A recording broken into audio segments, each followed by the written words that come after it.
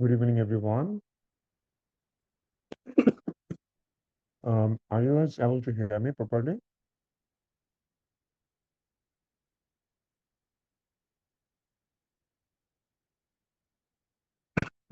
Excuse me, I'm still recovering from a bad cough. Okay.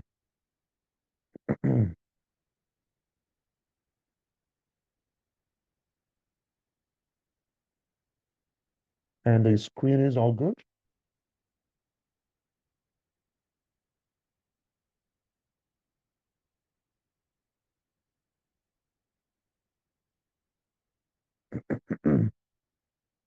All right, everyone. So tonight we are going to start with the ethics class. So ethics is very important, as you know. A lot of questions come in your exam. So today we are going to give you a basic idea of ethics. Now remember one thing that the questions in the exam will be totally different. Most of the time, they give a new, different kind of questions. So you normally don't get like a recalls coming in the exam from ethics. Very unlikely. But all you need to have is to have a very good basic idea about ethics. Because ethics is a vast thing, right? So you can't actually just memorize some questions and get it common in the exam. It doesn't work in that way. So the idea is to get a basic knowledge and and work with that knowledge in the exam. Okay. So for ethics, mainly we follow there is 100 cases of Conrad Fisher that you can go through. I think we have shared that in our PDF books. And also there is Khan Ethics. So both of these books are available in your Google Drive. So if you guys haven't found it, then you need to go to the featured section of the Facebook group. And once you go to the featured section, you will find out that uh, the patient, like you will find out that there is, just if you scroll down a lot, you will find out that there is a link for a Google Drive, and that Google Drive will give you access to all these books. Okay, so let's start with the ethics. Excuse me.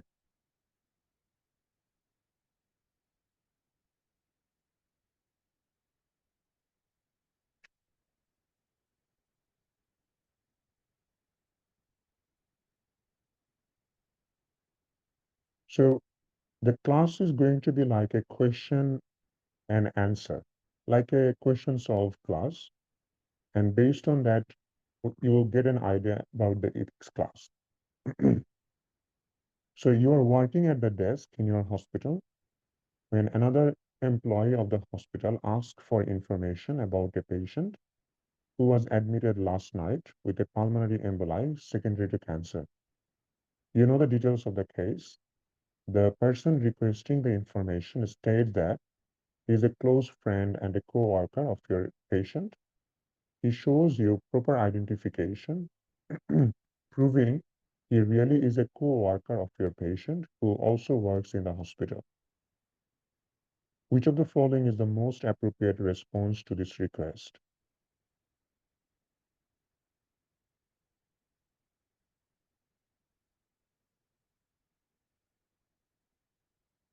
Okay, so most of you are going with the C option.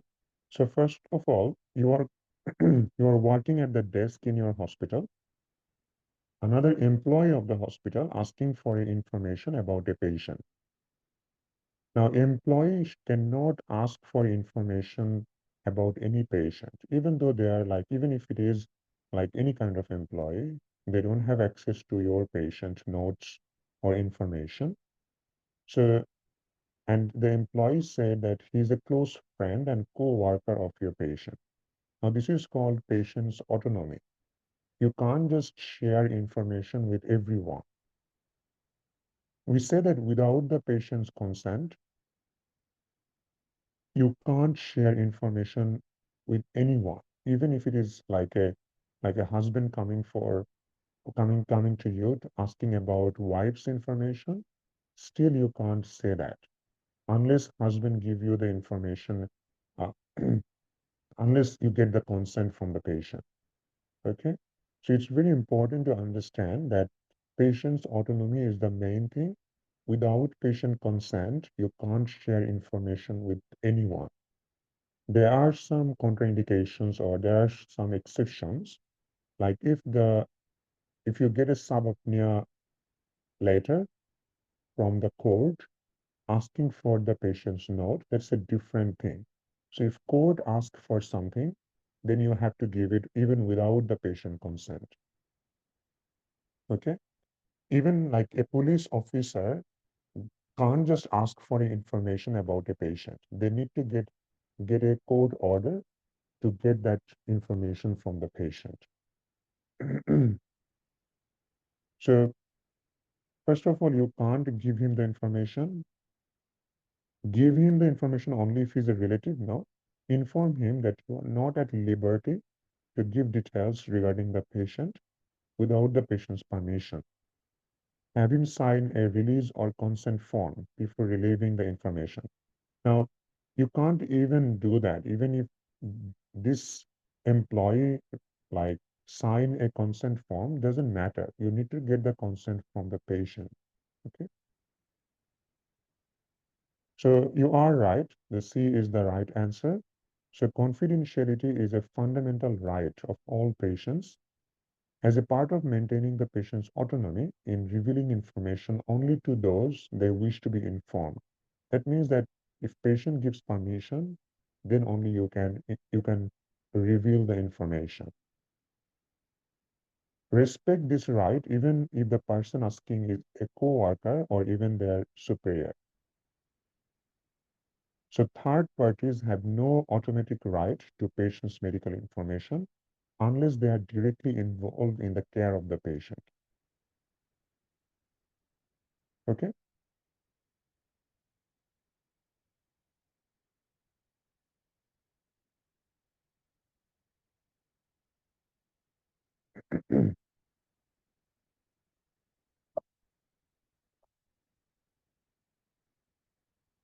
All right, now let's move on to the next one. Um, and Dr. Sana, it's fine. It will be okay. No worries, guys. So if I feel like I can't continue, I will let you know. As long as I can continue, let's proceed. We still have a lot of things to finish, and your course is ending, so we need to finish these things before we start a new batch. Okay? So let's try and see how it goes. Dr. Urab, you can't see the screen. You should be able to see the screen. You can just log out and then rejoin. Okay. Thanks for your care, guys. No worries. So you admit a 76-year-old male with pneumonia. His past medical history is significant for coronary artery disease, diabetes, hypertension. He admits to smoking a pack of cigarettes daily. You start treatment with antibiotics and inhalers, which is the most important topic to discuss with the patient at this time. So you've got a 76-year-old with pneumonia. There is past medical history. Cigarettes, like a smoking history is there. You start treatment. What is the most important topic to discuss with the patient at this time? So for a 76-year-old who has got a pneumonia, what would you do?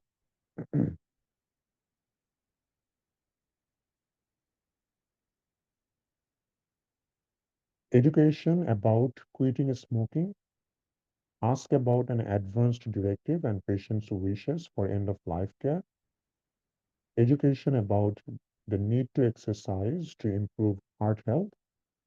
Ask about a will so that if something happens during the hospitalization, his affairs are in order. Ensure the patient has refills so that he is compliant with his medications when discharged.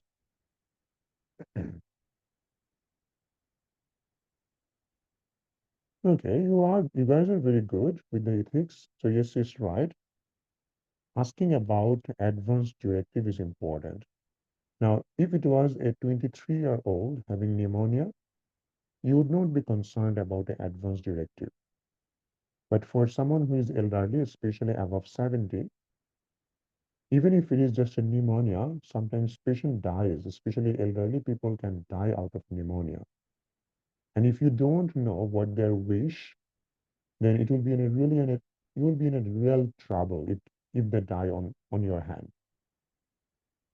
What does it mean is advanced directive is something that explains the patient's wishes. So advanced directive mainly asks to the patient, like if you become unconscious or let's say you get into a cardiac arrest, will you want us to start CPR, defibrillation, and save your life, basically? So not every patient wants to have these measures done if they went into cardiac arrest. So that's why normally getting an idea about the patient's wish is very good.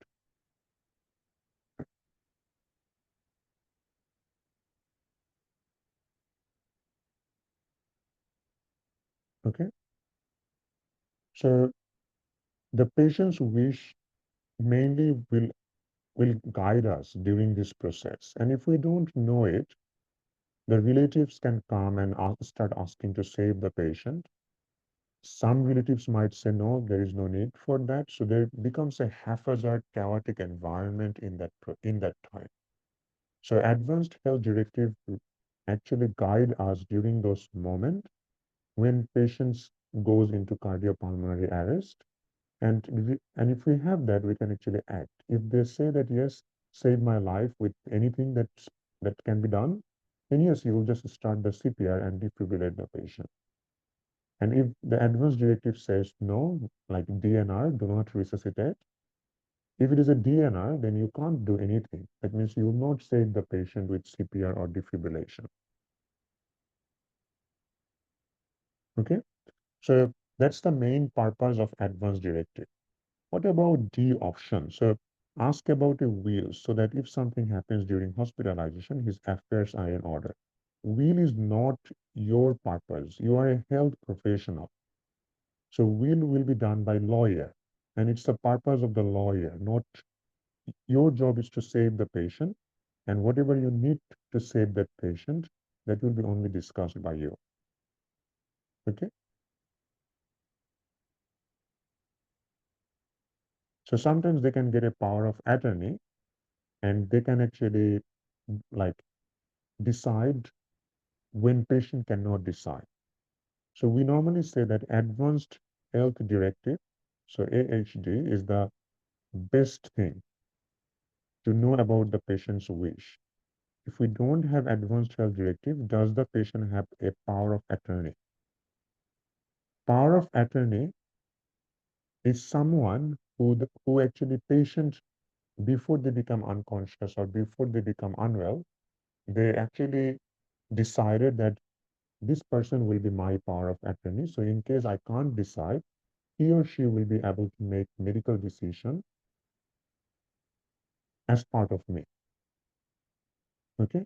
So power of attorney is someone who mainly takes action if patient is no longer able to take action. If power of attorney is not there, the patient hasn't done something like that, then you go to the next of kin or the emergency contact. So this is how we normally go forward in case the patient is unable to give a decision. It is an uncomfortable topic, but if you explain to the patients why you are doing that, they actually agree. It is one of the most difficult thing to bring to a patient. But once you explain that what is the purpose of it, a lot of patient actually wants to have something like that. That means you are taking care of the patient's wish, which matters a lot.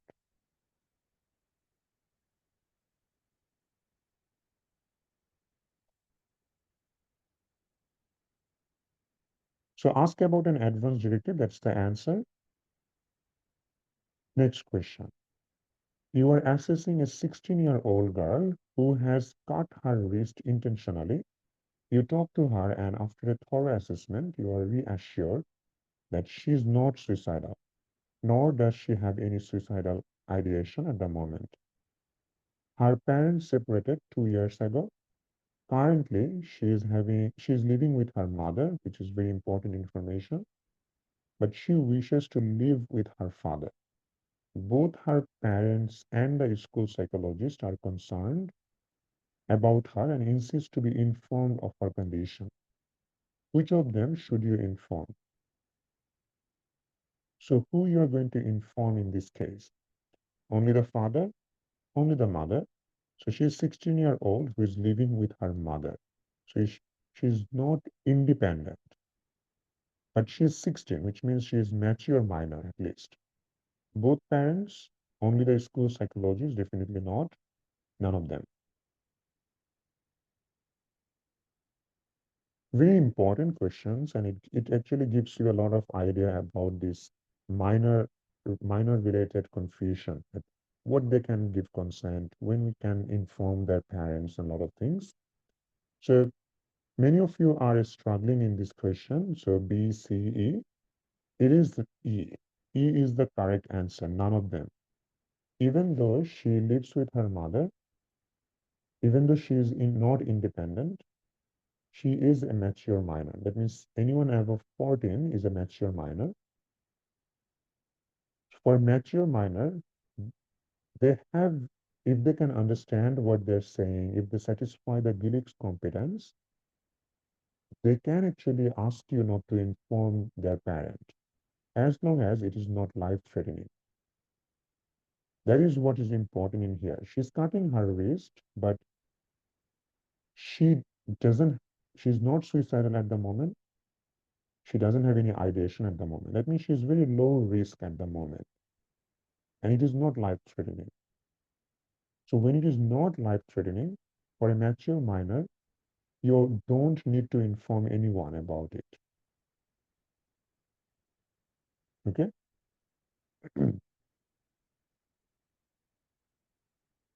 She hasn't informed, yes, that's right. She did not say not to inform the parent, but in actual question, they actually say that patient says not to like inform this to anyone. And even if she did not say that, do we really need to inform the parents?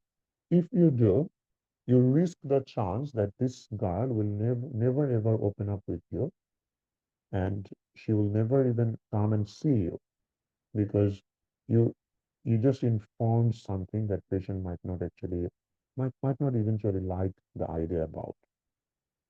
So even if she hasn't said that no, please don't inform my parents, still you are not legally bound to inform. Okay? Yes, if she is less than 14-year-old, like this patient, if she was 13-year-old, then yes, you would inform one parent. Which one? Father or the mother? Mother, because she's living with the mother, not father. Now, if she was suicidal, then again, you would inform the mother, even if she says not to inform. So there are few things to understand in here. What is her age? Second, if it is a life-threatening condition, these two usually will guide you that are you going to inform or not. Okay? Does it make sense to everyone?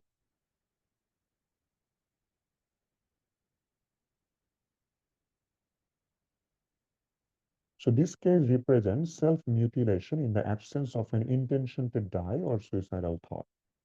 And this is non-suicidal behavior. So this girl is 16-year-old, considered an adult in most areas. She has a legal right to confidential health care. The exception is when there is a significant concern of risk to self or others. Okay? So her current problem should not be informed to anyone without her expressed consent.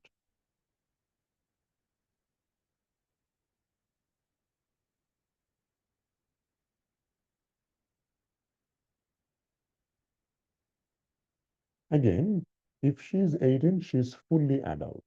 So in that case, you would not inform anyone unless she gives you the consent, even if she is suicidal. And if it is an actively suicidal patient who is adult, you need to involve the acute mental health team to assess her. So she will be assessed in the hospital mental health unit in that case.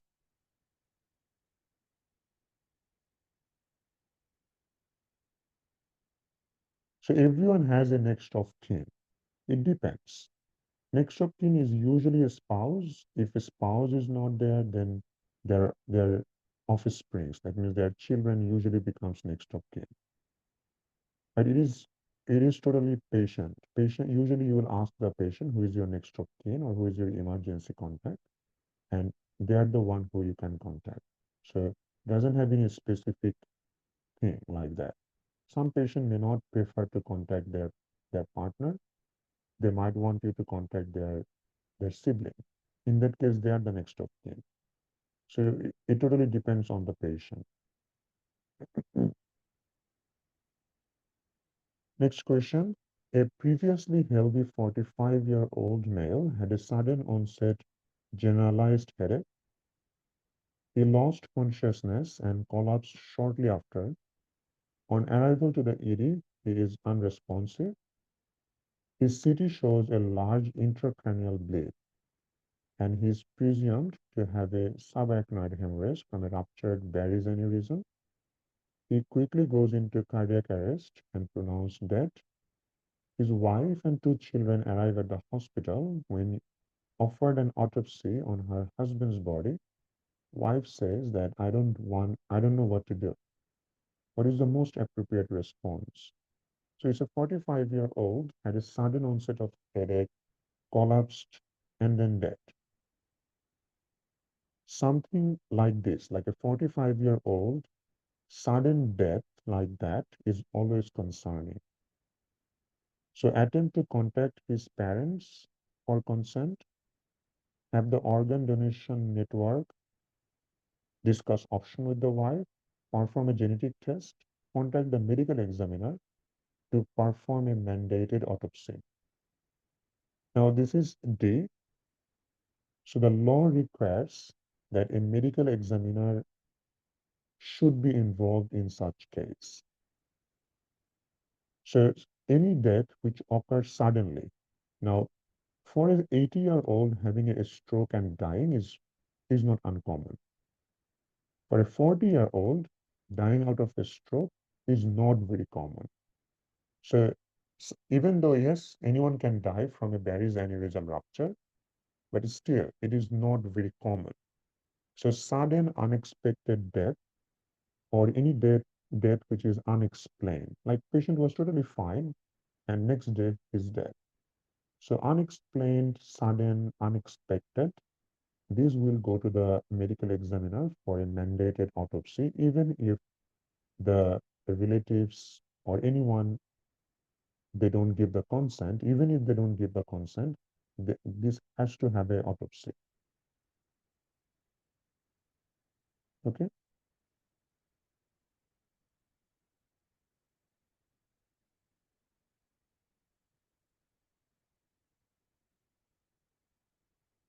doesn't matter, right? The thing is that if wife can't say what's going to happen or wife doesn't know what to do, the autopsy will go forward. This is like a legal requirement. It's not a medical requirement. Now, always in ethics, remember, explaining or discussing, those things are always a good option to choose. If there is an option there that uh, talk to the children or talk to someone else, that's fine. You can always talk, okay? But whether they give consent or not doesn't matter. This patient will go for autopsy. Even if the wife says, no, I don't want to, still there will be autopsy.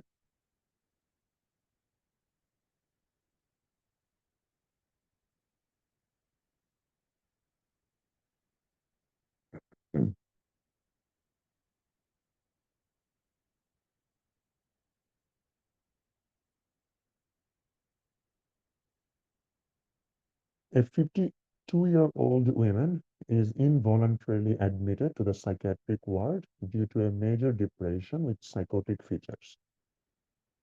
She refuses, sorry, if patient has will that hasn't,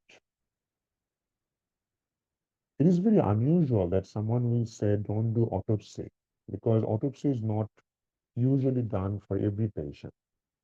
So it's very unusual a patient will know that they will die unexpectedly and they will require an autopsy.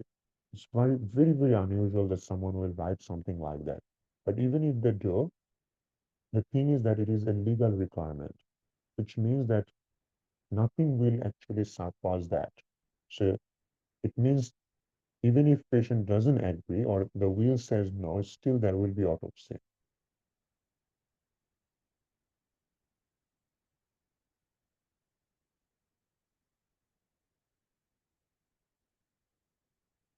And sometimes it is case by case. Now, we know ethically we just say it has to be done, but sometimes, even in my experience, I have seen that sometimes if the family says no need of autopsy, yeah, many times they don't actually go for autopsy. They respect those wishes. But as part of the exam purpose, we will say that it is a mandated autopsy. But in a real life scenario, many times it depends on the examiner, it depends on the investigation officer. So it depends on them that what they actually want to do. 52-year-old woman is involuntarily admitted to the psychiatric ward due to major depression with psychotic feature. She refuses to take anything by mouth, including her medication, because she believes that she will die if she eats.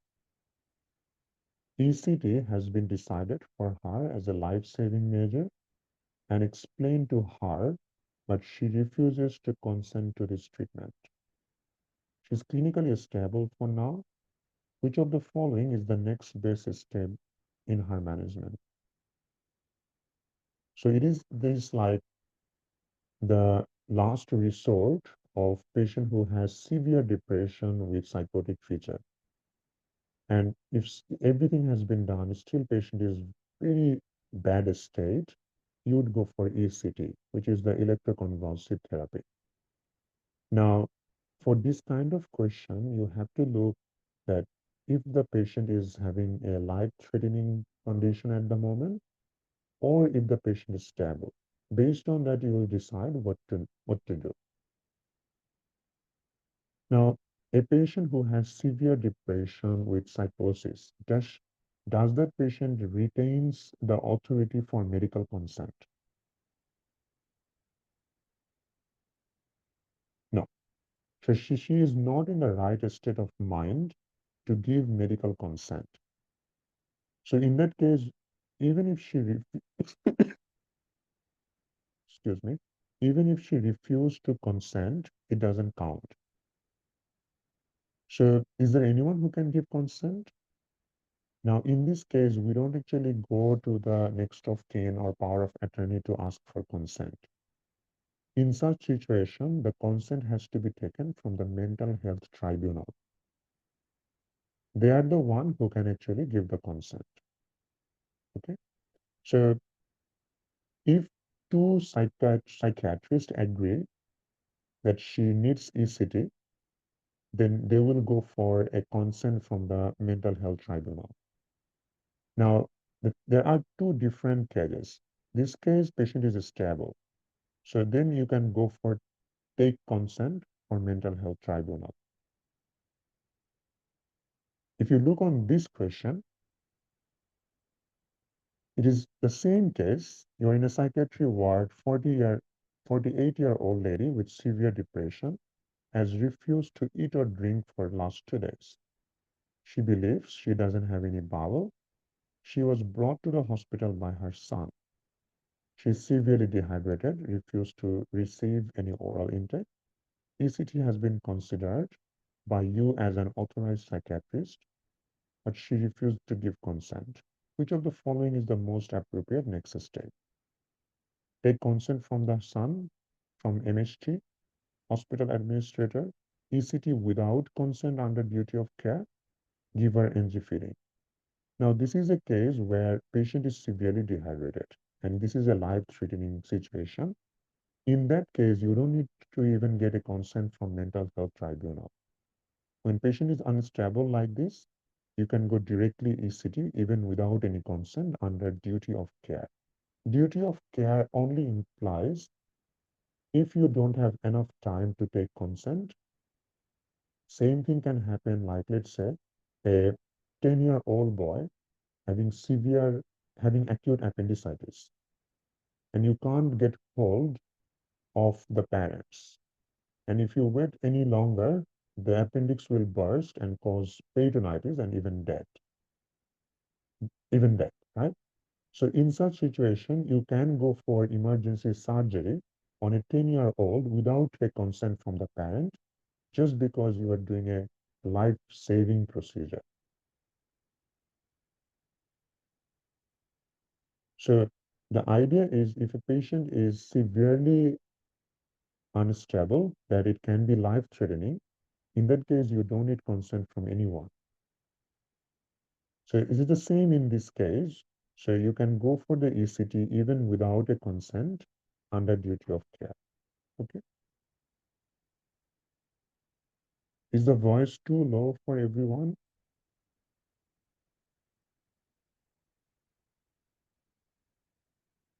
Okay. In that case, Dr. Aisha, maybe just increase there is a sound option in the Zoom. Maybe increase that.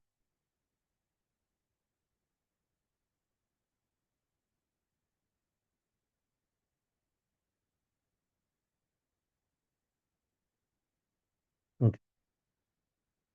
A 60-year-old male physician who is an internist has had a female patient for the last 20 years. Okay. Both lost their spouses several years ago. So 60-year-old male physician had a female patient for the last 20 years. Both lost their spouses several years ago. They start spending time together outside the office. The female patient wants to begin a sexual or romantic relationship with the physician. What should the physician tell her? I can never do that with you ever. We can be social but not sexual. We need the ethics board approval. I cannot date you and be your doctor. Maybe in the future we can date after you get another doctor because this is your initiative we can begin dating. Okay, so this is a doctor-patient relationship ethical dilemma. So let's see, you are right. Option D is the correct answer. So I can't date you and be your doctor. Now let me explain this. So there is always a doctor-patient boundary, and that ethical boundary is always important. Sexual relationship between a physician and a current patient are never ethically acceptable. At the very least, the physician-patient relationship must stop, and the patient should be transferred to another physician. So in this case, if female patient wants to start a sexual romantic relationship, the physician is supposed to stop the doctor-patient relationship and refer her to another physician. This is to avoid an abuse of power in the relationship and to keep a clear boundaries. Relationship between a psychiatrist and a patient are generally never acceptable, even if the physician-patient relationship has stopped. So two things. One, other doctors and a patient can have romantic relationship once once the doctor-patient relationship is stopped and that patient is no longer seen by you with a reasonable gap of time. But a psychiatrist can never have a relationship with a patient, even if the doctor-patient relationship is stopped. Okay, so that's important to remember.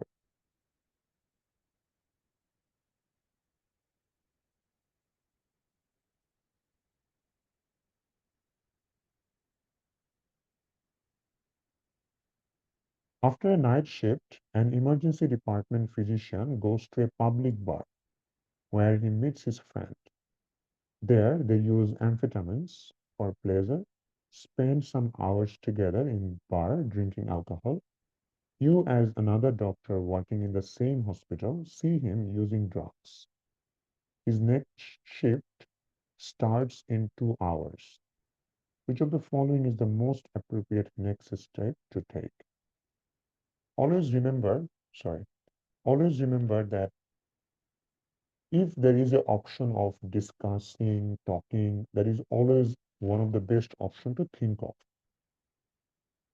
So, do you want to inform the medical board, inform APRA, leave him say nothing, talk to him about not going to work under drug influence, report to the director of emergency department?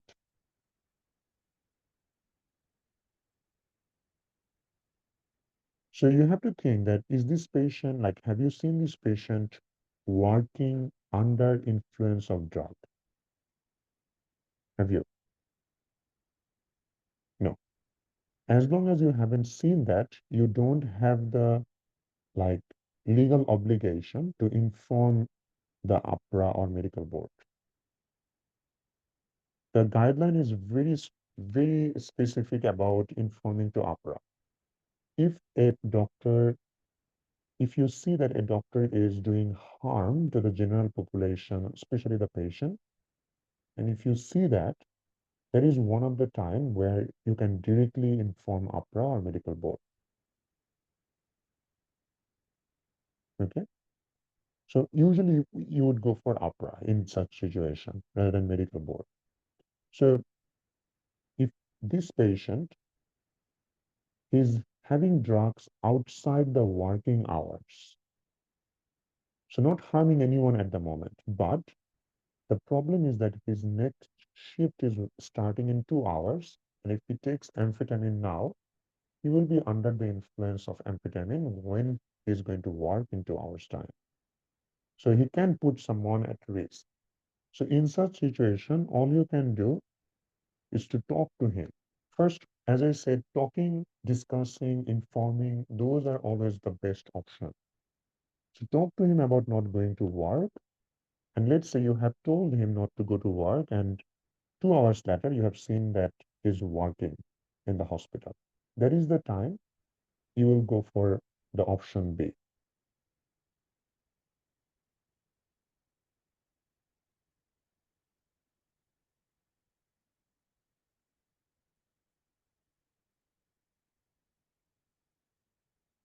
Now, within 24 hours, none of this drug will actually be effective. So 24 hours, you don't bother about it. Any doctor can have drugs or anything outside their working hours, and that's not our business.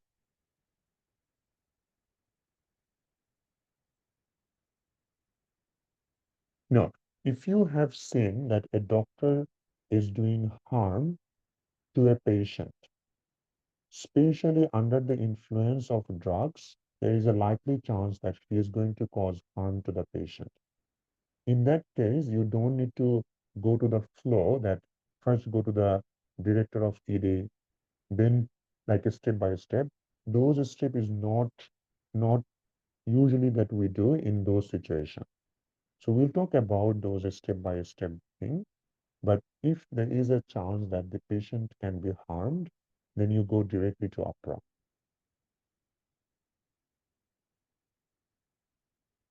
Okay. And yeah, so let's say if he used drugs in hospital and you have seen that patient is using drug in hospital and he's treating patient, what will be the best answer in this case? The thing is that if a patient works under the drug influence, even you don't need to talk to him because under drug influence, whatever you say is not going to agree with you. And it doesn't matter. He might not even remember what you have said. So for such case, you just report to APRA. Yeah, medical board is above APRA. So, but for this kind of situation, APRA is the usual area where you will be informing.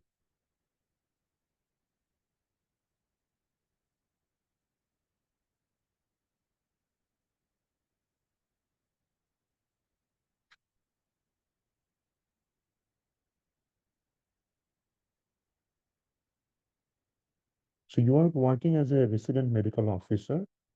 One of your colleague is intoxicated with alcohol before starting morning round. What will you do next?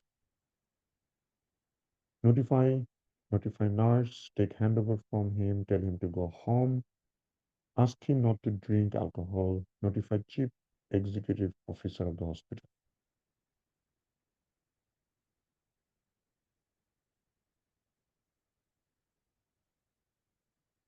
What do you think you would do in this case?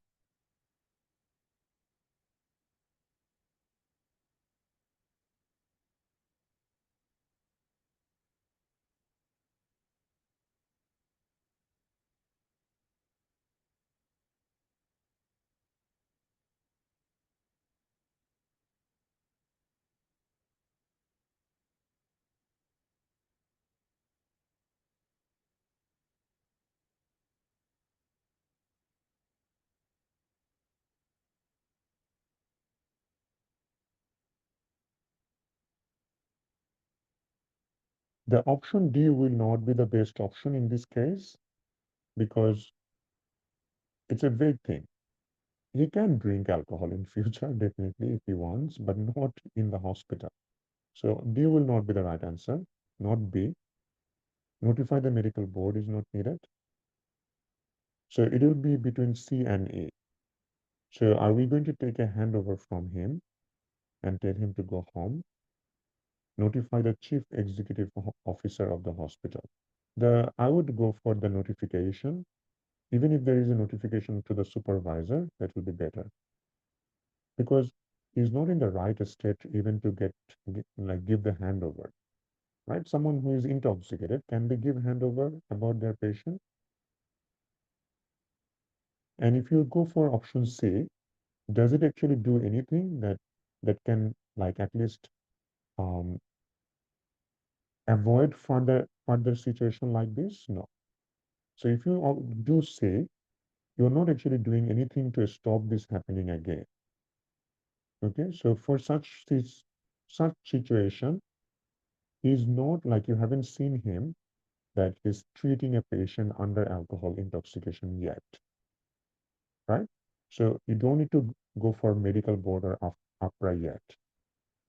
So you can talk to the supervisor. That's the best thing to do.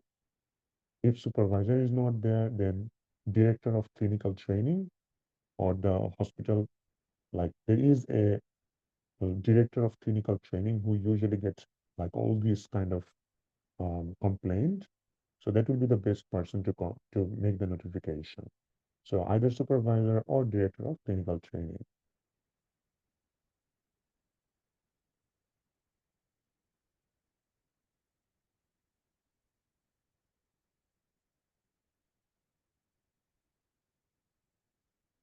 And Dr. Umi, I believe that that option was not there. It's just because maybe it is like a lacking of that option.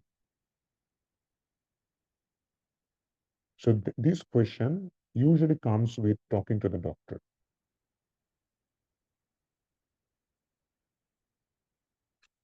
All right. So do you guys understand when to inform the APRA, when you can talk like this? Is it still understandable? So we'll be doing few of the other cases, so don't worry. So this is what is important to remember. According to the section 140,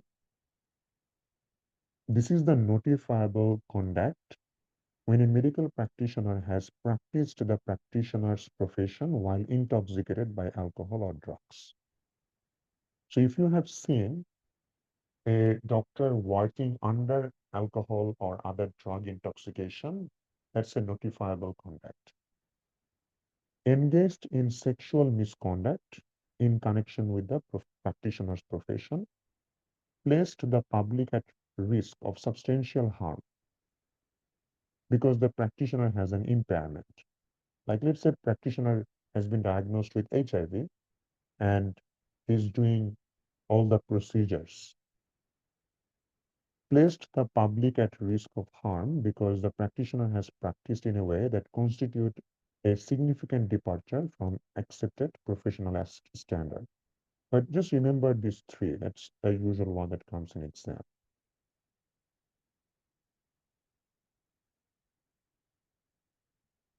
So in a summary, I would say that this kind of questions, if the patient is outside work and you haven't seen you haven't seen the doctor to work under drug or alcohol influence, then you will just talk to him and advise him not to do that. Even if he doesn't listen and he goes to the hospital and starts seeing patient, then yes, then you don't need to even notify anyone, but you can go directly to APRA. Okay. Now the thing is that in a situation like this, you would notify APRA, you would notify the supervisor. Supervisor might notify the director of clinical training. So everyone will be notified. But in your exam, you only have one option to choose, right? But so the best option in such situation is APRA. Does it make sense, guys? So you might think that APRA will take time. Yes, it will take time to make the action, but it doesn't mean that others will not be informed. They will be informed as well.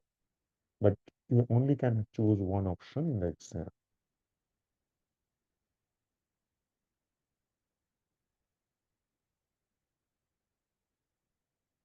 You have a patient with severe multiple sclerosis that is advanced and progressive, who now develops renal failure secondary to diabetes. The patient is alert and has elected to put the DNR order in place at her own discretion. The patient's potassium level is now markedly elevated at 8. Which of the following is most appropriate management of this patient? So this patient has a DNR order at her own discretion. So DNR means do not resuscitate. So which of the following will be appropriate in this patient? Dialysis cannot be done because of DNR. You can do the dialysis if DNR is reversed. Go ahead with the dialysis, ignore the DNR, give Kyaxalate until the DNR status is discussed with the family. Option C, yes, it is right because DNR has nothing to do with dialysis. Dialysis is different. This patient's DNR means that in the event of cardiopulmonary arrest, you would not you would not actually go for CPR defibrillation. That's basically it.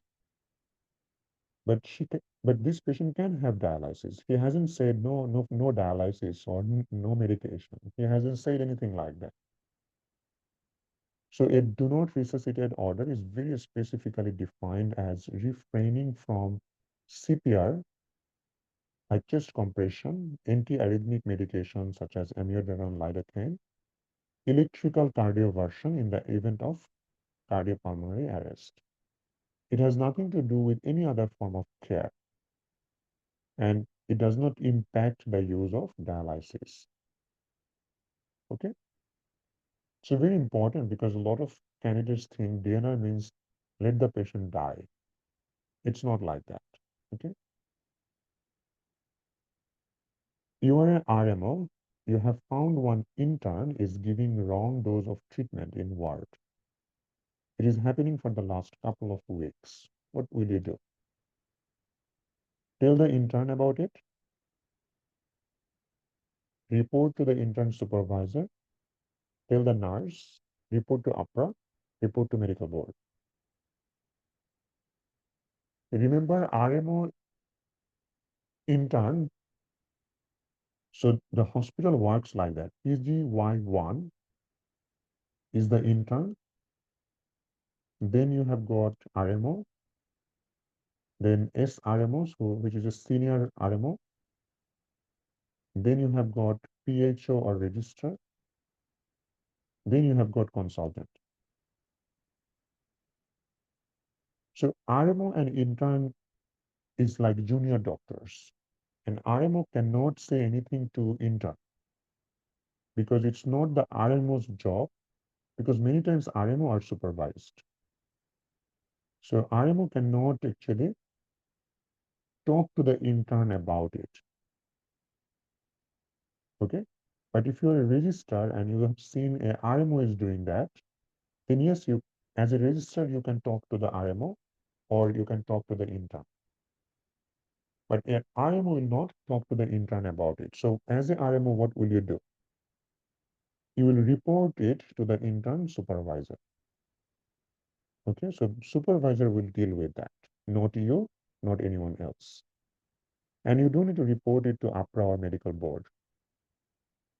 I know that you might think that the wrong dose can put a patient's life in danger, but then intern and intern related issues will be dealt by the supervisor. Okay.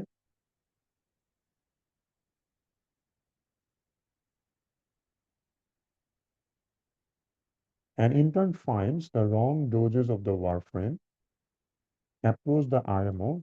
RMO refused to accept the mistake, saying that the prescription is correct. What to do? Will we notify it? No, Dr. Mehra, you don't need to notify it. You have done the right work by informing the supervisor, and it is the supervisor job if they want to notify it or not. So RMO, like this is intern RMO conflict. So intern found wrong dose has been given by RMO, but RMO is refusing to accept it. So what intern will do? Inform the board, ask the pharmacist to cross-check, refer the case every day before the shift, inform the director of clinical training.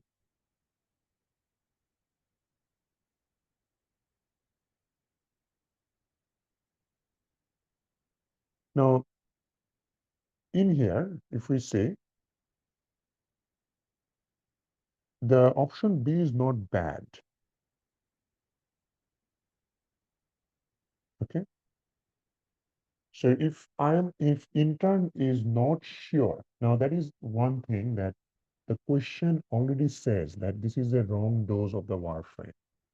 So if it is already, we know that it is a wrong dose, we don't need to cross-check with pharmacist about it. But if we are not sure, then yes, we can. Because every hospital has got pharmacists, and you can talk to the pharmacist about any medication related issues. But in the question already they say it is a wrong dose. So it's not must until the question state that you are not sure. Like intern think that the RMO might be giving wrong dose. So the question will be like that. So it might be things that means the intern is not sure. But if already questions say it is a wrong dose, there is no need to cross check. Any RMO related issues, you can inform the supervisor because many RMO has got supervisor. So intern can inform the supervisor. If supervisor option is not there, excuse me, then director of clinical training. Okay. So this is the step-by-step approach we say. Talk to the person if it is practical, then supervisor, then director of clinic training, then director of hospital, and before medical board, you have got APRA. Okay, so that's a step. So supervisor, director of clinical training, director of hospital, APRA, medical board.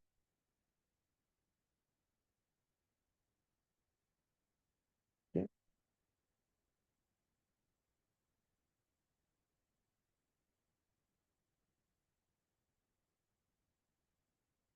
All right, everyone, I'll just take a 10-minute break now, and then we'll start again. Why we inform after in case of alcohol?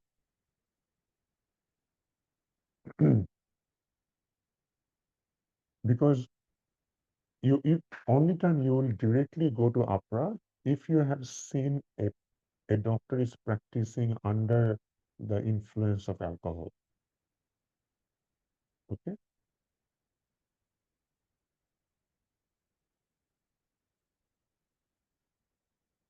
So that's time, as I say, that it's not like you are not going to inform anyone else, you will, but that is a conduct where APRA needs to be notified, and that's must. Thank you. Let's take a 10-minute break, guys.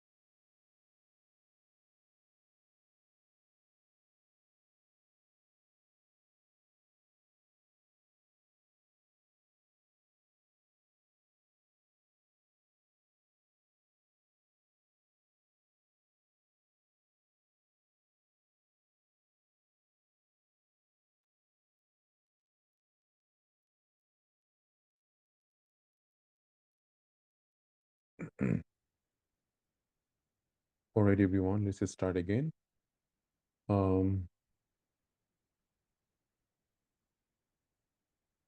no, so you can't prescribe your medication or your blood form. Can it be their friend? Now,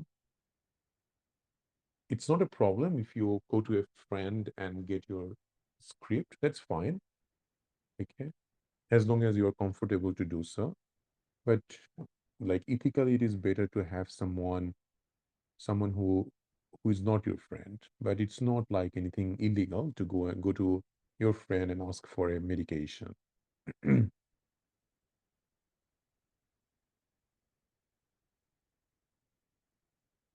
Okay, let's start. So a sergeant always shouting to the staff during operation.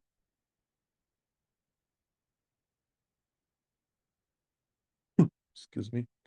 It happens several times. The staffs get upset and some crying left operation until left the operation room during the operation. You are an intern, what you should do. So basically, it is a sergeant who is shouting to their staff, stop getting upset and crying. You are an intern who has seen this thing. So what would you do? Would you talk to the sergeant? Definitely not, because you are intern. Talk to the anesthetist? No. Raise the problem at the intern meeting. Report to the director of clinical training. Raising this matter in the intern meeting is not going to do anything. So something like that you can report to the director of clinical training. Okay. Yes, it can. It's not unusual. Trust me, in Australia, you because just because you're intern, you can't do anything. It doesn't work like that.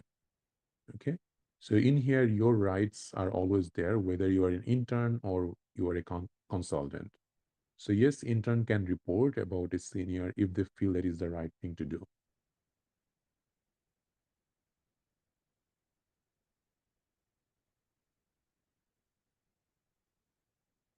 A 32-year-old woman presents to your GP practice with the complaints of disturbed sleep, colicky abdominal pain, and headache. During examination, you notice several bruises over her arms, legs, and chest. Upon further inquiry,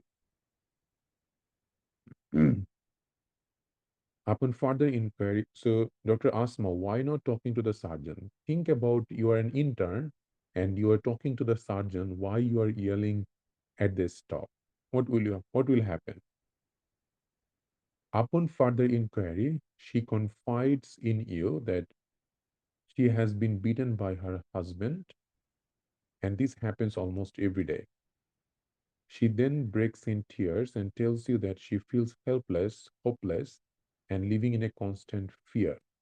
She insists that you not tell anybody about this, especially the police. So she has advised you not to contact the police.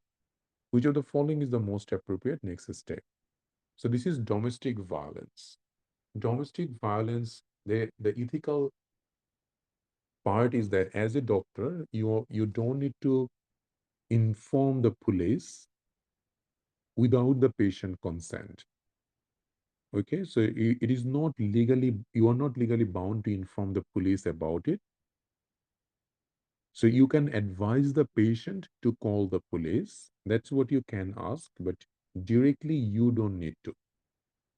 So you want to take a photo of the bruises, call the police, tell her that she should call the police, give her the contact number for a safe shelter, counsel her about domestic violence. What would you do next?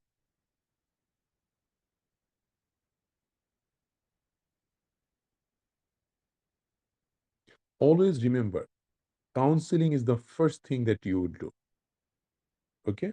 So counseling means that she might not even know that domestic violence, like what are the implications of domestic violence, what this patient can do to the assault person. So always remember in a ethics question, if there is a option of counseling, informing, talking, those are always the first thing that you would do. So you first counsel her. So you will take photos, but before you take photos, you need to inform the patient why you're taking the photos, because this is domestic violence. Yes. So you first counsel, then with the consent of the patient, you can take photos. And then next step would be like you can give her the contact number for a safe shelter, and then you can ask her to call the police. So that will be the step by step approach. Okay. So family violence is coercive and controlling behavior by a family member that causes physical, sexual, emotional damage. Now, establishing trust and rapport is of significant importance when domestic violence is disclosed by a patient. So you have to be empathic, avoid any judging, and be direct about the illegal nature of the violence. So victims should be counseled properly and openly. They should fully understand that assault in any form is a criminal offense. Okay, so first thing is always counseling, and then step by step you can go forward.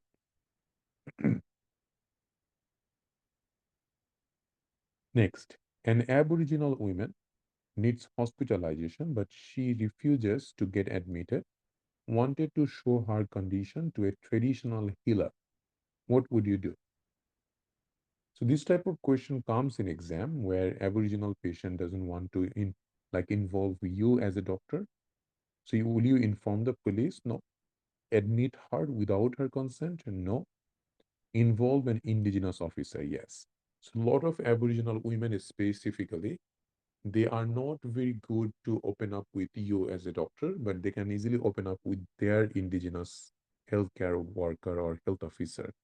So if there is any kind of difficulty with a Aboriginal patient, you would you would involve an indigenous officer, because a lot of things that you think right for the patient might not feel that way. They might have a different traditional belief. Their their way of approaching to things might be different, and an indigenous officer can only understand that and help the patient to understand what you are trying to say. Indigenous officers are like, you can say they are either it's a healthcare professional or someone who works with indigenous people.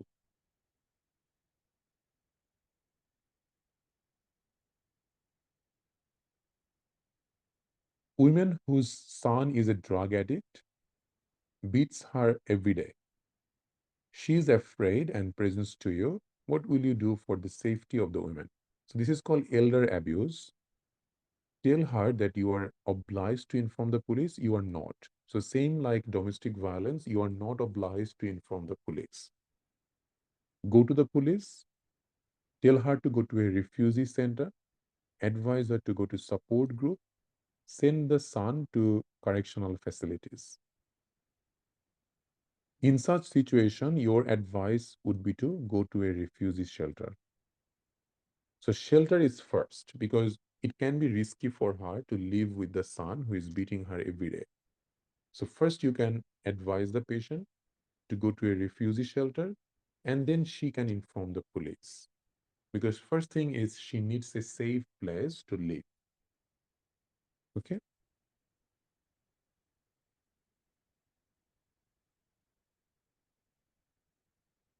Any confusion about this?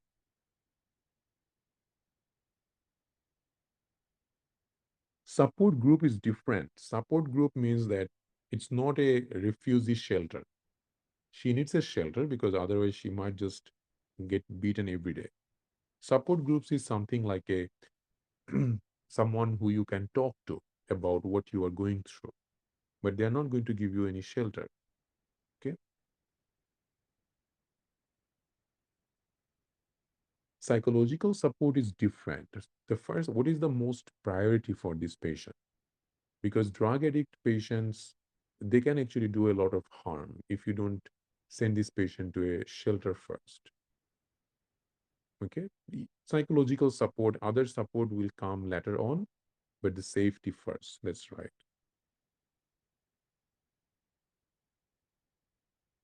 You are an intern, a patient wishes to witness her will in the presence of a lawyer. What will you do? So, intern, your patient wants you to witness her will. Are you going to witness? Are you going to refuse? Ask surgical register if you can do it. Ask the patient if he is happy with intern witnessing his will. Seek legal advice. There is no need to seek legal advice. You will just say no. So, as a doctor, you would never ever witness any will. Okay, that's not a good thing to be done.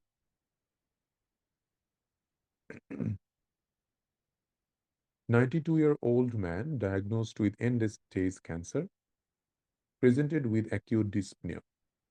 Upon investigation, you have found that he has pulmonary embolism, but the patient tells not to perform any life-saving procedure. What will you do? This is end-stage cancer patient, acute shortness of breath with emboli.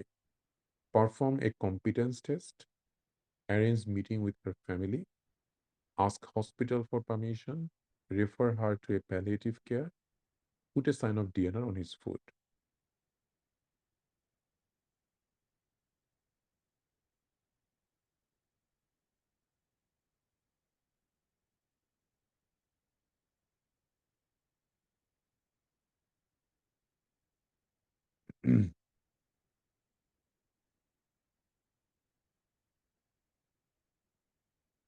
Now, let's see, in such situation, doing a competence test will be very difficult. The reason is because she is having acute shortness of breath and she has got a pulmonary embolism. So doing a competence test means you are going to do a MMSC. It's just not very ideal to do that. Most of the time in the exam, they would make it a little bit simpler for you, saying that she's competent or she understands what she's talking about. Okay. Now, for someone like that who is refusing any life-saving procedure and she's an end-stage cancer patient, this kind of patient will go to the palliative care. Okay. There is no need to ask hospital for permission, arrange meeting, put a DNR sign. So these are not needed. The main thing is that she needs a bit of quality of life, even it is the end of the life. So this kind of patient usually will go to the palliative care, which will be symptomatic treatment for the symptoms that the patient is suffering. Okay. So the purpose of this is that I know that competence test comes in the mind, but competence test is not ideal to be done in an acute situation because that actually doesn't give us any information. Think about someone who has got pulmonary embolism, acute shortness of breath, and you're asking them to draw a design or asking them to say uh, apple coin table because that's what we do in MMSC, right? Remember? So you're asking those questions, which is not ideal in that situation. Okay. So for something like that, who already has been diagnosed as an end-stage cancer, and if she doesn't want you to do any life-saving procedure, the best would be to go for a palliative care for a better quality of life.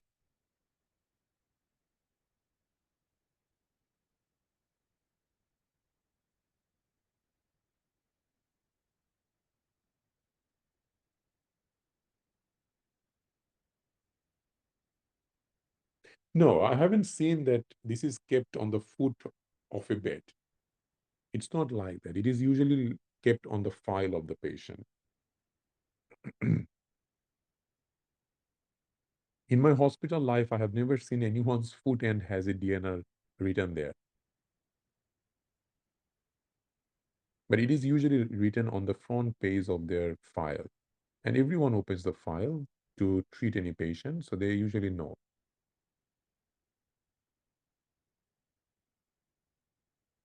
83-year-old lady stays at an old age care home. She's in her end stage of life due to cancer. Recently, she had a stroke. She can't swallow anything. She lost her ability to decide anything. Her MMSE score is 11. Her written advance directive says not to give her any kind of tube feeding. What will you do for this patient in her palliative care of management? So she's someone who can't swallow anything because of her stroke. She can't decide, but she says in her advance directive not to go for any tube feeding. So do NG tube, give parenteral feeding, keep giving her a small amount of fluid. It will not help because if you give a small amount of fluid in a stroke patient, she can end up getting aspiration pneumonia. Try a gastrojejunal tube, arrange family meeting. Remember one thing, she said no tube feeding. She hasn't said anything about parenteral feeding. You can easily give parenteral feeding, right? So this is the thing to understand. All right. So most of you are right. So yes, we are not going to give you tube feeding, but she hasn't not said anything about parenteral. So definitely you can give her parenteral feeding.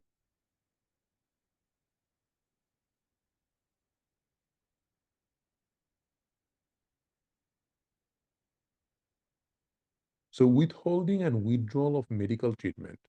Every competent adult with the capacity to understand his medical problem has the right to determine what treatment he or she doesn't wish to receive.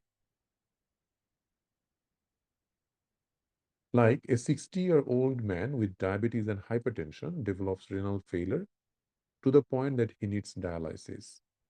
He is equivocal about spending the rest of life on dialysis, but he agrees to start. Patient is not depressed and fully alert. 6 months after starting dialysis, he comes to realize very clearly that he absolutely does not wish to continue. You have no doubt the patient has full capacity to understand. What would you do? Same thing, if patient doesn't want to, you can't force it. Okay. So you will always honor the patient's wishes. It is not always about what you wish for the patient to have. You might want every patient to live, but not every patient can be saved. It is always about the patient wish that comes first. Remember that. Okay. Maybe you want the patient to live. So patient saying that, no, I don't want to go for a treatment. And then what you have done that you actually informed the patient's wife to motivate him to get the treatment. What you have done, you just breached the confidentiality. Okay. So you can't do anything like that. You have to honor patient's wish as long as they understand what they're saying.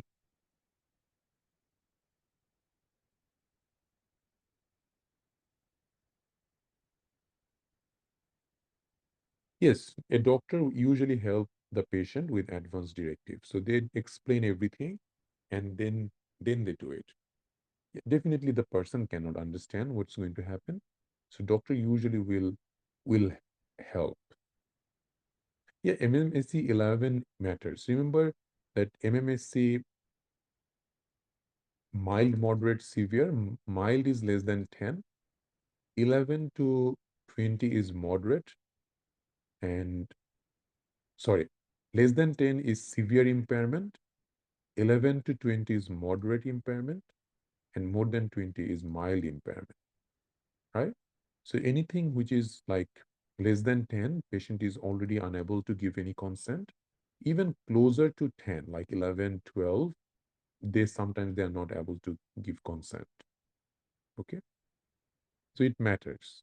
It gives us an idea about the patient's cognitive impairment.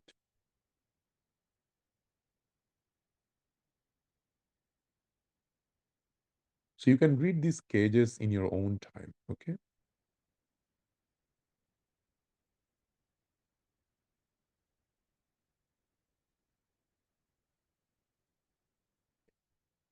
That's the thing. So she said not to give any tube feeding. So your tube feeding means like if you're going for NG feeding, that's a tube feeding. But parenteral feeding is through IV line. That's not a tube. So you can, yes, you would not give her tubal feeding because her decision will matter because that was the advance directive. Her MMSC at the moment means that she is unable to take decision now. but her advance directive matters because when she has given the advance directive, she was good and she advised us not to give any tube feeding. Okay, but that will matter. The advance directive always matters.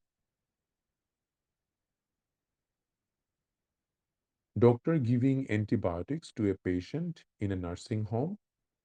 The nurse at nursing home says the patient is allergic to that antibiotic. What will you do? Change the antibiotic, don't do anything, report the nurse, talk with nurse about the concern, says that she can't question his prescription. As always, talking is the best. So talk with the nurse, what's her concern, and then decide further about it. Okay? So talking is always best. 92-year-old, who is the 92-year? The 92-year-old is D. Refer her to the palliative care.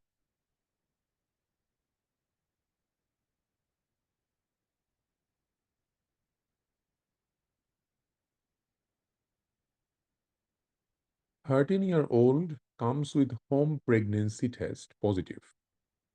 She lives without parents. That means she's independent, but she's not mature minor, right? She is 13. She says she was raped 6 weeks ago. She came for termination of pregnancy. Where you are going to send a referral first? Police, sexual assault service, termination clinic, women's shelter. Remember one thing, if it is like 13-year-old, like an immature patient, this is considered a child. And raping, definitely, it is going to the Child Protection Authority. So if Child Protection Authority is in the option, that will be our option to choose. If CPA is not in the option, then you can go for sexual assault service. They are the one who is going to do all the necessary steps, like informing the police if termination needed. So everything will be done by the sexual assault service. If there was an option in here, inform parents. Would you inform parents first or the sexual assault service first?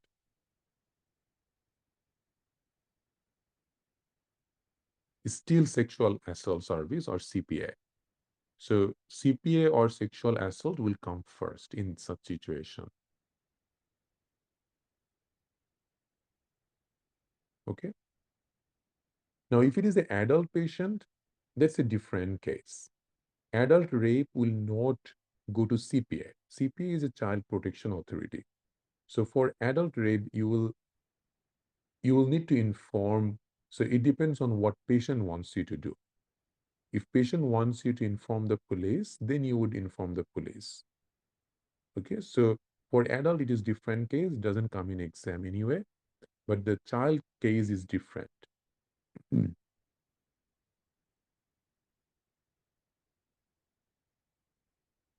No.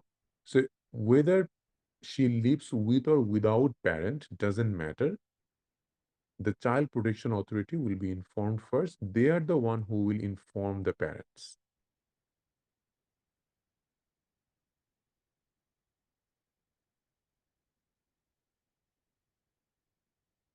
Okay. So the very first step in management of this patient is to report the incidence of sexual assault to Child Protection Service. Any option suggesting mandatory report would be the most appropriate option. So it is a legal thing that mandatory you have to lodge a report to the Child Protection Service. So whenever they have formed a reasonable belief that a child under 18 year has been or is being sexually abused or assaulted without taking into account whether the child is dependent or independent. So this answers your questions. Doesn't matter child is mature, immature. As long as they are under 18, if you believe that there has been a sexual abuse, it will go to the Child Protection Authority.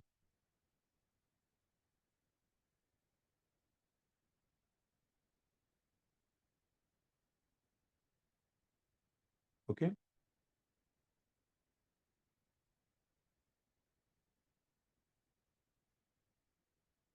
Remember, Gillick competence rule does not exclude any child from being reported. So even if it is a mature minor, doesn't matter. If the child is under 18, it will be a mandatory report. Okay.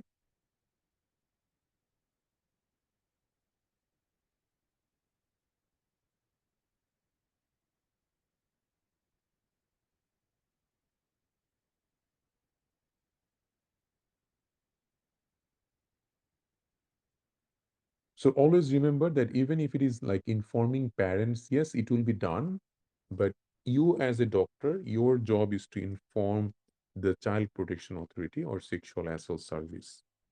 Okay, that's the first priority. And then after that, if you want, you can inform the parents, but parents will be informed by the CPA anyway. Okay, Glenn is a 32-year-old patient of yours who has been recently found out to be HIV positive.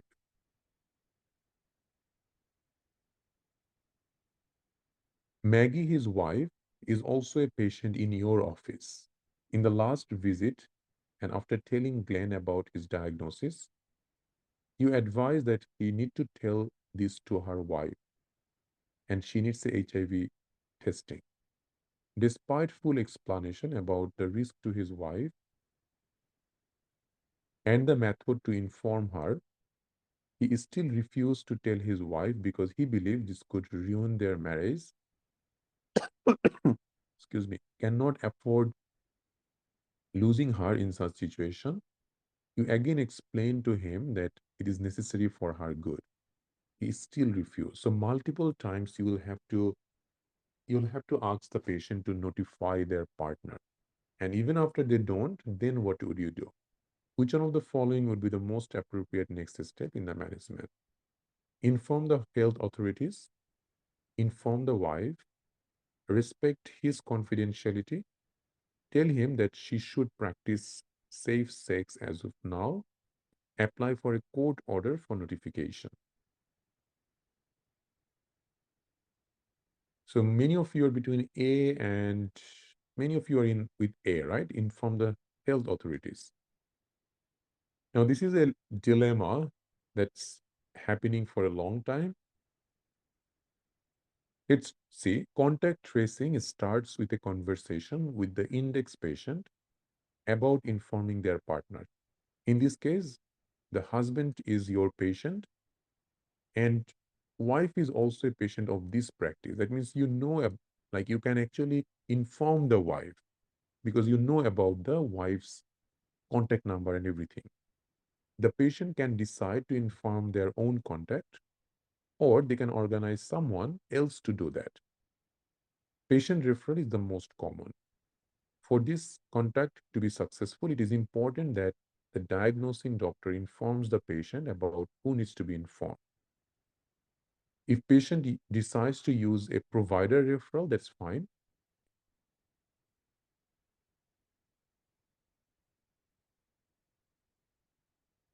So they actually didn't explain what actually the case is, but let me explain. So the situation in here is that the husband is denying to inform the wife about the HIV. And this is a imminent risk for the wife to contact HIV if she has a sexual intercourse with the husband, right? And you can prevent it. So the idea is if you think something that's going to be bad, like a patient just informed you that he's going to kill someone, and you also know that person because that person also comes to your GP practice, what would you do? So something which is imminent risk, you can breach the confidentiality and you can inform directly to that other person. Because if you don't do it, if you keep it for someone else to do the job, you are actually not making sure that that your person is not causing harm to the other person. I hope it makes sense. Like in this scenario, if you keep it to the health authorities, you will still not sleep well at night because it might take some time for these health authorities to do the job, where you can easily inform his wife. Okay, so multiple time you have tried for the patient to inform, but he hasn't done it. So in that case, you can inform the wife and you can breach the confidentiality. Okay, but if you did not know the wife, in that case your option would be this: informing the health authorities. They will find out the wife or contact and they will notify it. Same with the other explanation that I have done. You would inform that other person, okay, before you are informing the police.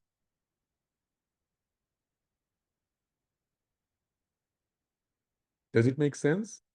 So if you are aware of the patient's number, like the other person number, and you can contact them, then you will contact. If you don't know, then nothing you can do about it. So you will then inform the authorities. And this only applies when there is an imminent risk to the other person.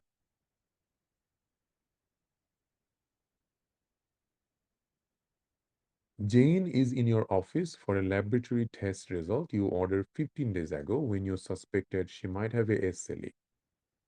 Test confirm your diagnosis. You write a referral letter to a local rheumatologist for consultation.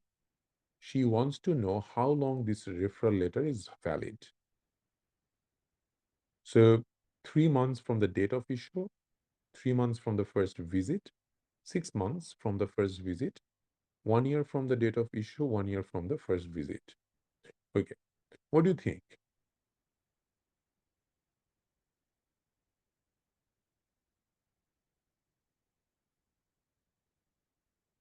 Okay, so if you see over there, so if supplied by a general practitioner, a single, the referral is valid for a single course of treatment for a period of 12 months after the first service is given. That means after the first consultation with the specialist, the referral will be valid for another 12 months. So referral from one specialist to another specialist will last only for 3 months. But from a general practitioner to a specialist, it will last for 12 months. Okay.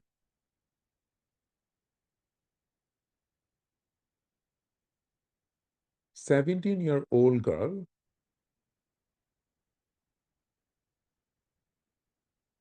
presents to your clinic requesting an abortion at 12 weeks of pregnancy.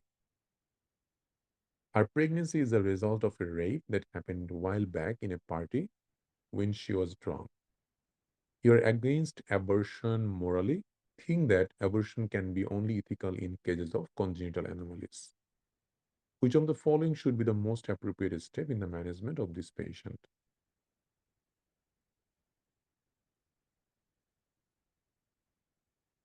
Which one was the answer, Dr. Sana? This one will be the 1 year from the first visit.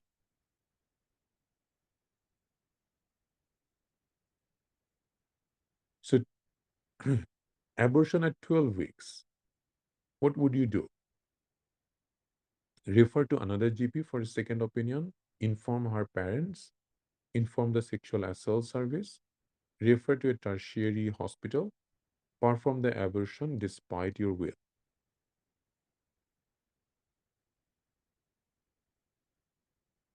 So it's a 17-year-old, right?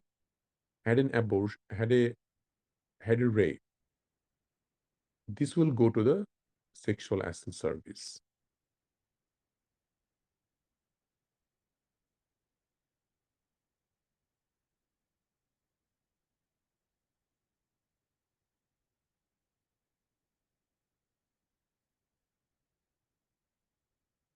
Let's have a look about the rule of abortion in Australia. So There are several aspects of this thing. So dependent minor under the age of 16. So dependent means living with the parents and under 16. If you are under 16 year of age and supported by the parents, you would need to have one parent informed and given the opportunity to participate in counseling before an abortion can be performed. So under 16, living with parents needs parents to be involved before an abortion can be performed. If you're under 16 and supported by your parents and did not want to inform your parent, then you will need to apply to the children's court for an order. Okay? So that's the case for dependent under 16. What about independent under 16? That means someone who doesn't live with their parents. So if you are under 16 but independent, not a child in care, then you can have a termination without notifying your parents or getting order from the children's court. Okay? So that's the idea in this case. So the question that you guys have asked, 15-year-old became pregnant. It depends on if she is a dependent or independent minor. And a 15-year-old can have sexual intercourse with a 16-year-old. It's not like illegal, but in that case, if she wants to terminate, that has to be if it is dependent or independent. Based on that, you will decide.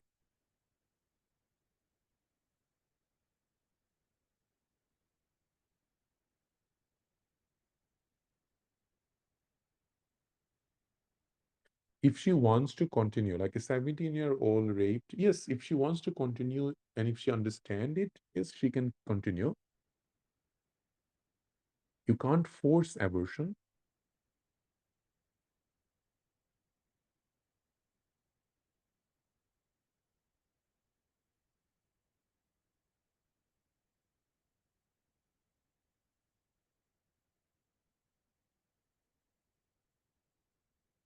It would be the same thing, Dr. Sophia, I believe. I'm not quite sure about overseas student, but the laws are same for any age group.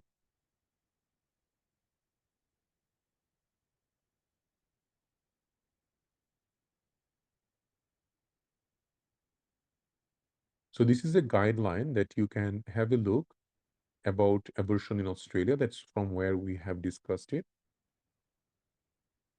A 13-year-old girl presents to your clinic asking for termination. 3 weeks ago, she was in a party where she was coerced to have unwanted sex with a stranger. Yesterday, using a home pregnancy test, she realized she's pregnant. She's a schoolgirl, lives with her parents. What will you do next?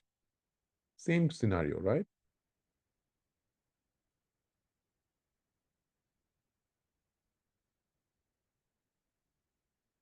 Yeah, so this will go to the Child Protection Service. And can a doctor prescribe medicine himself or anyone in the family? No.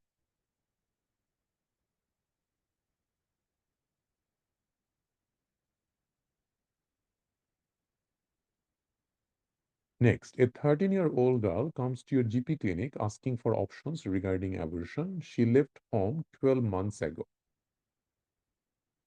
and is living with an 18-year-old boyfriend. Last evening, she went to a party where she became drunk and had an unwanted sex with a man. She wants to know if she could have an abortion in case she gets pregnant. There is no evidence of trauma. What would you do first? Sexual assault service, police, her parents, school, child protection service. So 13-year-old, she is not with parents. So it's independent, living with an 18-year-old boyfriend. Does it matter? It doesn't. The only thing matters, she's a 13-year-old. So if she had an unwanted sex, it will go to the child protection service.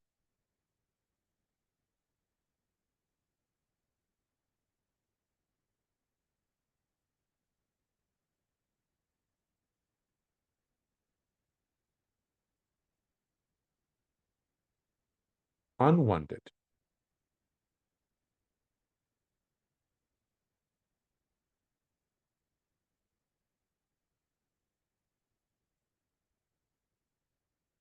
I don't think wanted sex will come to you.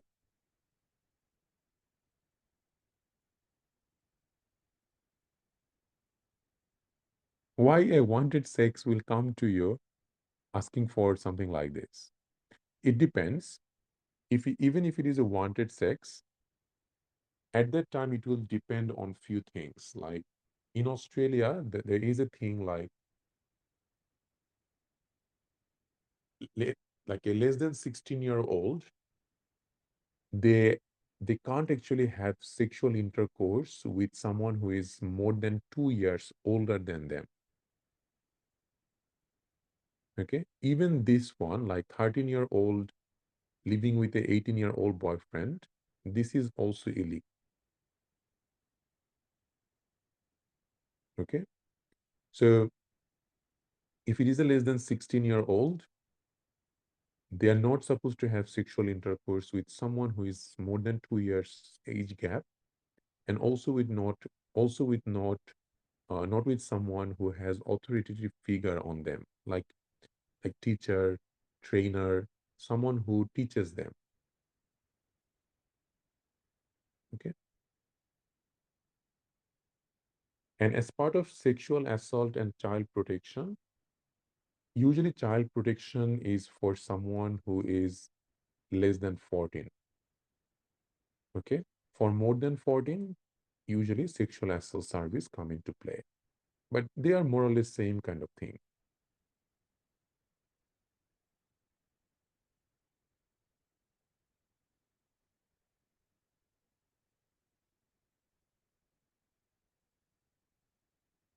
That's right, she has to go to the child court for abortion if she doesn't want to inform the parent. Okay, so that's mainly about this thing.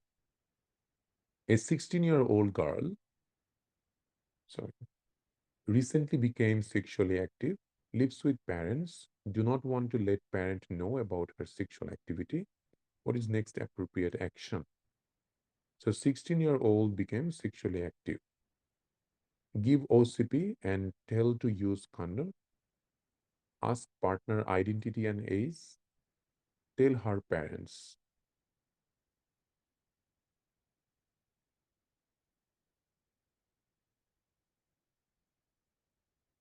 Now, before I go into this question's answer, I would like to first discuss the age of consent thing. Okay, just 1 second, guys.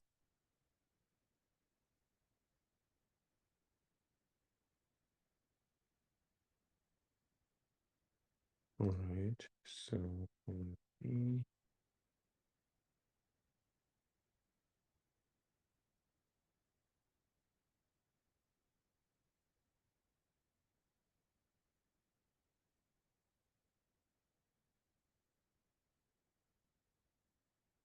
okay, so I'll talk about the legal age of consent.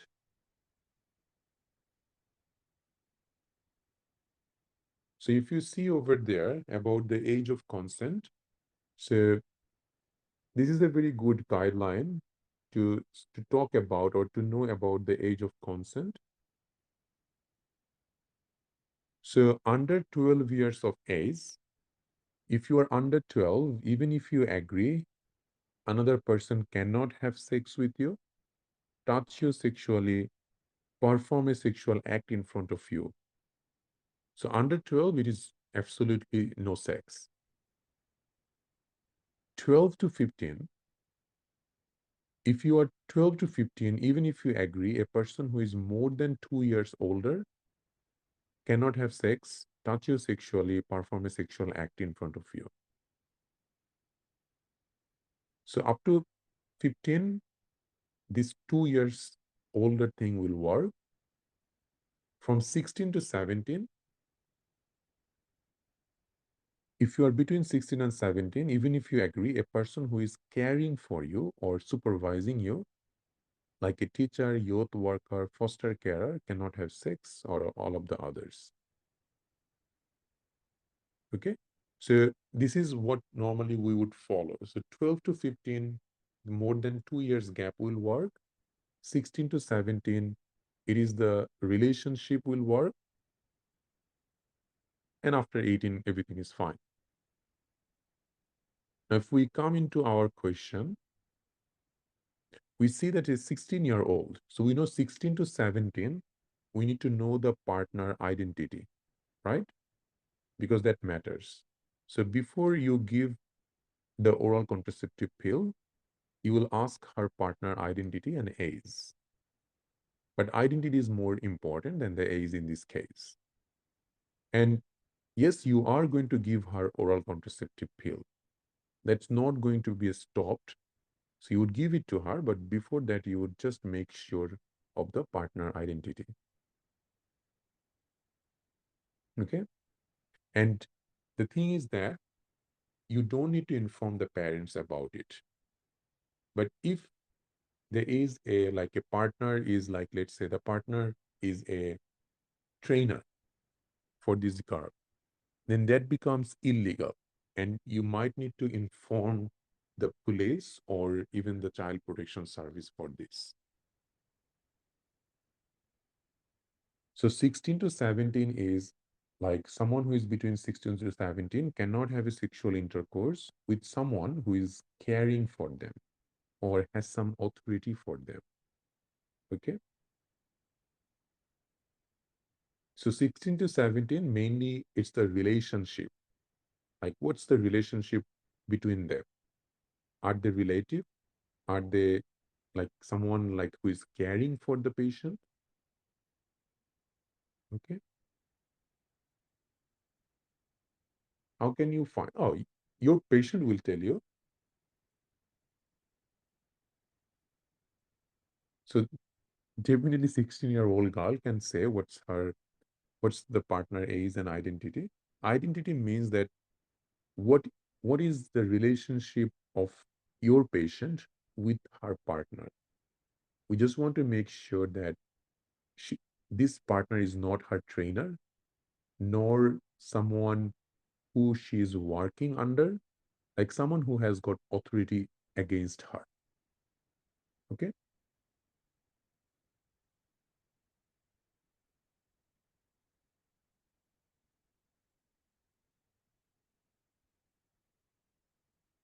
Age gap is not needed for 16 to 17.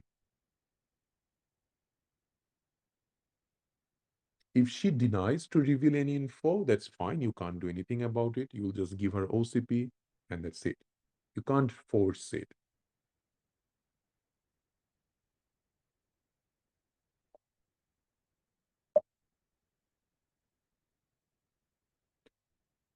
Patient put Facebook status for you that you did not treat him well and no one should get treatment from you. What will you do? Important. Ignore the post. Ask the patient to come to you and discuss with you. Inform Facebook authority the complaint. Try to do that. Facebook is very bad with this complaint. Write to ask him to remove the post. We normally would never write to the patient, okay, especially in a social media. Write all the treatment you have provided. That will make like breach of confidentiality. So definitely no. So you have got A or B. So normally, according to the AMA guideline, it says that if it is just one time, better to ignore. If it is multiple time and it's affecting your reputation, then you would be taking a legal advice from a lawyer to proceed. Okay. It's not, there is nothing that can be done with discussing with the patient. This patient will not come and talk to you. Okay. Very unlikely. So for such case, you normally just first, if it is first time and one time thing, ignore. But if it is happening multiple time, affecting your reputation, legal advice. Okay. So there is a guideline there which you can go through.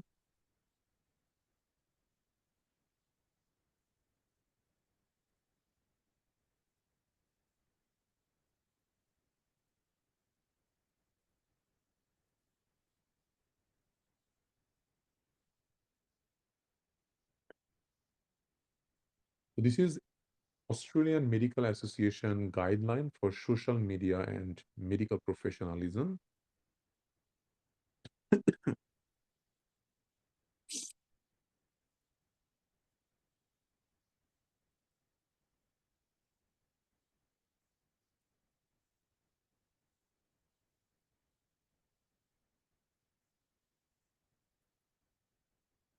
So negative comments.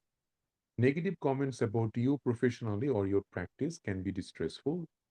The several ways. First one is ignoring the comment, waiting further reviews. If you can identify the author, politely ask them to withdraw or have them removed from the website. Requesting the forum host to remove any offending comment. Having your practice to respond.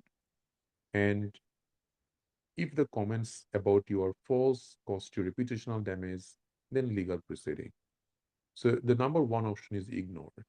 Okay.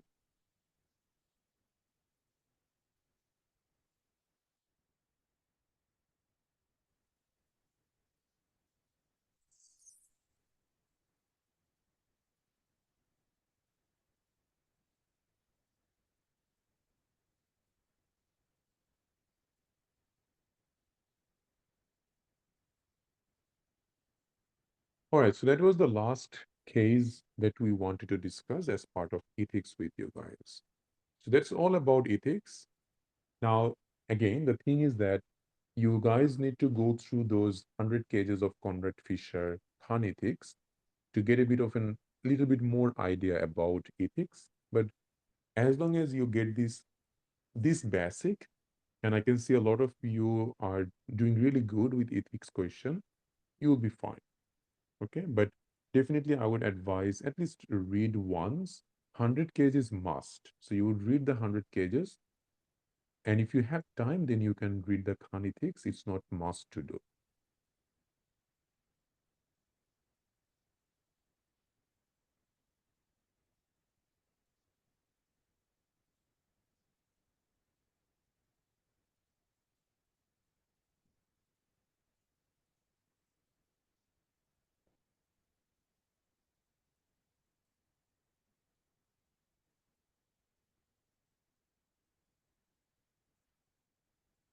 And Dr. Cho, as a GP doctor, you wanted to help Aboriginal to prevent STD in their communities.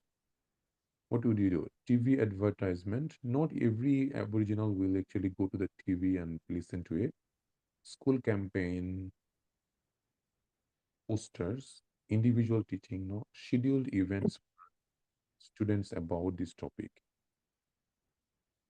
What do you think you would do in such case?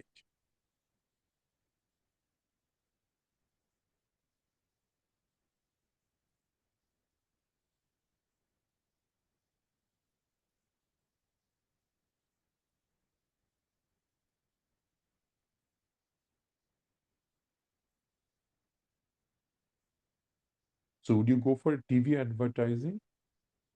Now it's very unlikely that as a GP you would do this because GP usually don't go for a TV advertisement.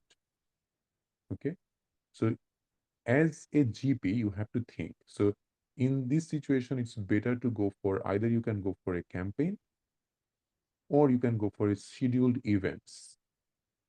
Okay, so the option 2 and 5 is the best option.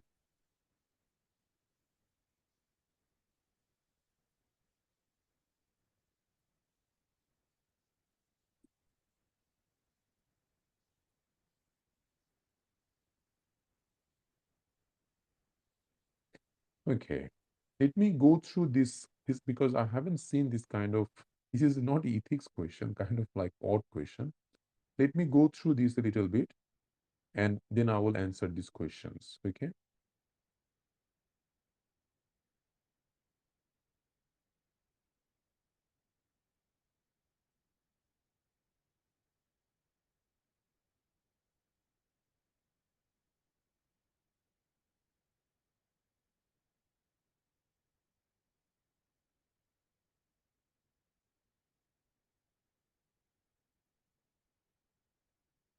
It is the right thing. So they haven't actually said basically about the students. So if the questions say that you actually want to make sure the students, um, you want the students to know about the STD, then option 5 will be the best, or the campaign will be best. But for something like if you want to teach the whole community, the best way to reach is like the social media. So the best would be TV, newspaper. Those things will be best if it is like all over the community. Okay, and I think like that's why the mentor has chosen that.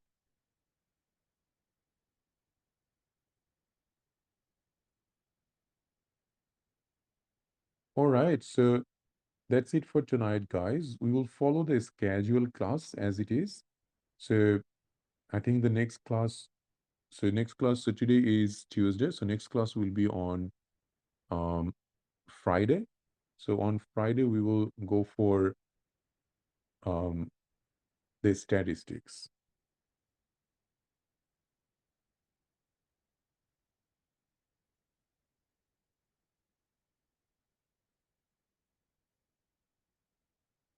Okay. Take care, everyone. Have a good night. Thank you. Bye.